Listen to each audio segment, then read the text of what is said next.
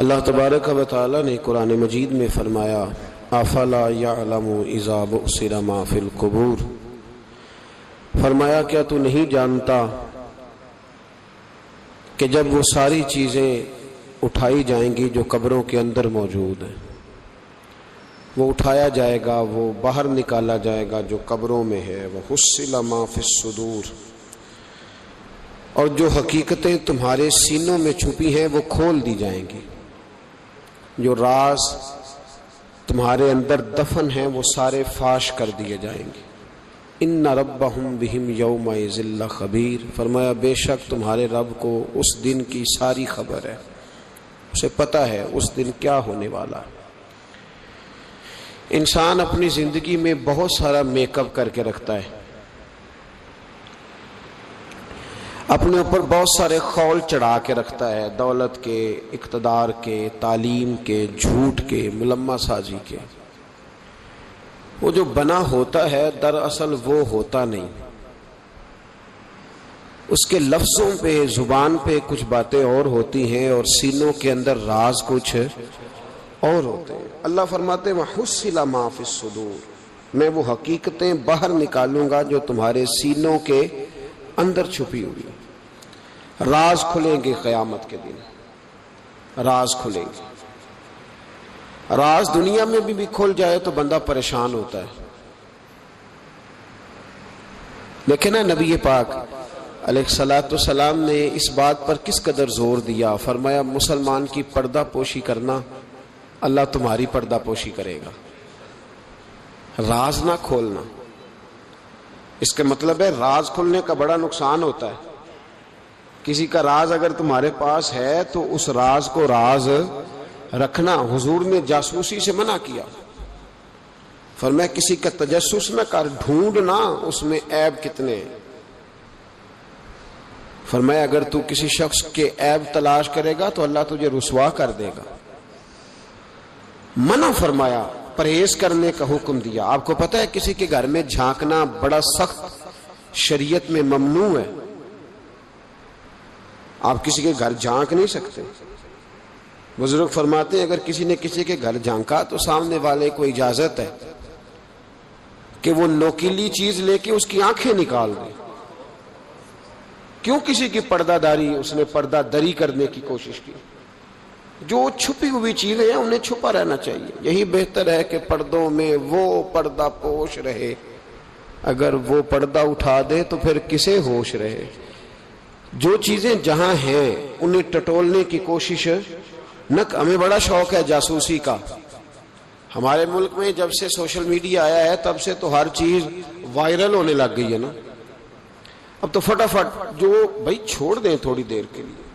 ایسی خبریں بھی میدان میں لائی جاتی ہیں جن خبروں کا کوئی وجود سرے سے ہے ہی نہیں۔ کیا ہم نے حساب نہیں دینا اللہ کی بارگاہ میں؟ وہ بات، وہ خبر جس کا پوری طرح کوئی وجود ہی نہیں۔ میڈیا چینل بہت زیادہ ہیں، میری ان سے اپیل ہے کہ خدا را خبر کو خبر بنا کے چلائیں، جو خبر ہے ہی نہیں اس کو آپ نے کیسے خبر بنا کے چلا دی۔ آپ لوگوں کی پردہ دری نہ کریں، آپ عزتوں کے محافظ بنے۔ جو بات جس کی کوئی حقیقت ہی نہیں ہے اس کو اتنا مسالہ لگا کے میدان میں لانا، کہ ہم ڈرتے نہیں اللہ تعالیٰ سے؟ بلیک میل کر کے لوگ ایک دوسرے کو وقت گزار رہے ہیں، یہ مسلمان کا طریقہ نہیں ہے۔ میرے عزیز، جب راز کھلتے ہیں تو نقصان ہوتا ہے، جب راز کھلتے ہیں تو نقصان ہوتا ہے۔ راز رکھیں۔ میرے نبی پاک علیہ السلام نے ایک نصیحت فرمائی ہے، ذرا غور سے آپ نے سننی ہے بات۔ حضور نے فرمایا اگر تم کوئی کبیرہ گناہ کر بیٹھو تو اس کا اعلان نہ کرو۔ پھر سمجھنا ہے بات کو آپ نے، اگر کبیرہ گناہ کرو تو اس کا اعلان۔ امام اعظم ابو حنیفہ رحمۃ اللہ علیہ فرمایا کرتے جس کی نماز قضا ہو جائے وہ کسی کو بتائے نہ میری قضا ہو گئی ہے۔ کیوں بھلا؟ اس لیے کہ لوگ کہیں گے کوئی مسئلہ نہیں، اس نے قضا کیا تو میں بھی کر لیتا ہوں۔ جب لوگ گناہوں کا اعلان سنتے ہیں تو گناہوں پہ دلیر ہوتے ہیں۔ انسانوں کو دیکھ کر انسان اثر لیتا ہے۔ جب آپ کسی کو کہیں گے نا کہ میں نے یہ بھی میں تو بڑا کچھ کرتا، ہمارے ہاں تو اللہ تعالیٰ معاف کرے کہ سیانے بندے بڑے فخر سے بتاتے ہیں میں یہ بھی کیا کرتا تھا، میں نے سب کچھ کر کے دیکھا ہے، بڑے پاپ کیے، سارا کچھ کیا. یہ بتانے والی بات ہے، وہ فخر والی بات ہے، شرم والی بات ہے. اور آپ دلیری سے بتا رہے ہیں. یہ تو وہ مقام تھا جہاں زبان لڑکھڑانی چاہیے تھی بات کرتے، اور آپ دلیری سے بتا رہے ہیں میں نے سارے رنگ دیکھے ہیں زندگی کے. یہ وہ کمال ہے. یہ تو کافر، جابر، فاسق، ظالم، لٹیرے سارے یہ کام کرتے ہیں. کوئی دکھانے سنانے والی بات ہے؟ تو نبی پاک صلی اللہ علیہ وسلم نے منع فرمایا اس کی توبہ کرنی چاہیے، اس کا اعلان نہیں کرنا چاہیے، اس سے معافی مانگنی چاہیے، اس کا اعلان کرتے پھرتے. تو راز ہے سینوں میں، عیب ہیں لوگوں کے چھپے ہوئے. دنیا میں بھی اگر عیب کھل جائے نا، دنیا میں بھی تو بڑی مشکل میرے پاس ایک بچہ آیا. کچھ لوگوں کا درد انسان کو درد مند کر دیتا ہے.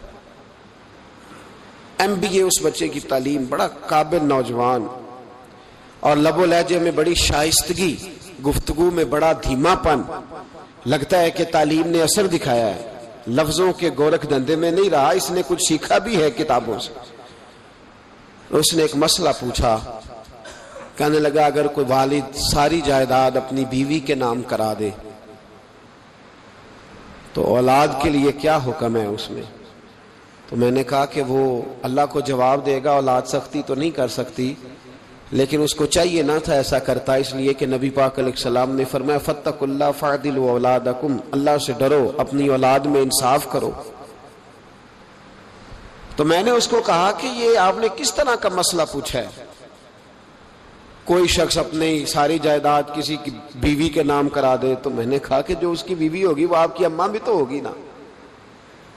شائستہ نوجوان تھا، اچھا تھا، وہ میری بات کا غصہ کر گیا. کہنے لگا آپ سے تو امید نہیں تھی کہ آپ پوچھیں گے، آپ نے بھی پوچھ لیا. مجھے احساس ہوا کہ یار نہیں پوچھنا چاہیے تھا.